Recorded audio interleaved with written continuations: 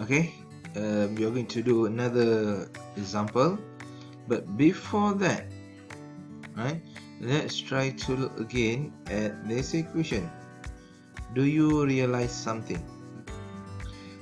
The equation is 5x minus y plus 2z minus 5 equal to 0. And as I said before, this 5 negative 5 here represent the d, right?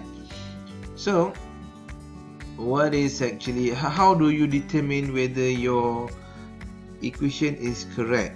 At least you should make sure that the first three variable here is consistent with the value of your normal vector. So 5 and 5, negative y here is also equal to negative 1, and 2. So basically at the end, whatever calculation that you made to generate your general equation, the first three should equal to your normal vector. Now, and if you are given an equation like our next question after this, right, we can figure out the normal vector by looking at the first three variables. So let's try to look at that question. Okay, so find an equation for the plane that passes through the point P3 negative 1, 5. Same. They give us the point. But for now, for the second question, they did not give us the normal vector, but they say that it is parallel to the plane 4x plus 2y minus 7z plus 5 equal to 0. So they did not give us a normal vector per se.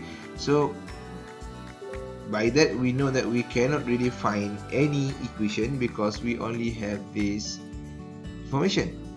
But then they also say that, hold on, the plane here is actually parallel to another plane. Wait, they have another plane below that plane that is actually parallel. So when we say parallel, it means that they are on the same direction. They have the same tiltness. So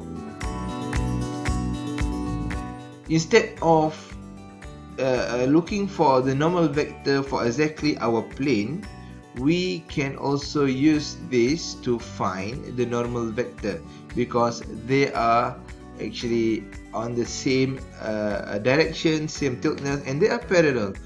So the normal vector for this plane, it should be the same with the normal vector for the plane that we want to look at, because no, it should be 90 degree, right?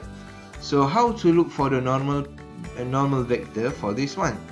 So as I said just now, we can look at it just by looking at the first three variable on this equation.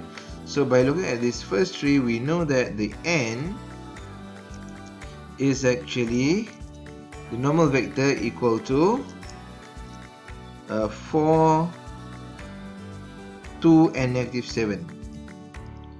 Alright, as for our point, it should be this. Okay, and let's proceed with the calculation. Alright, so this is it. The next part will be finding the equation. Okay, so this is it. Okay, so this is the equation for our plane. As you can see,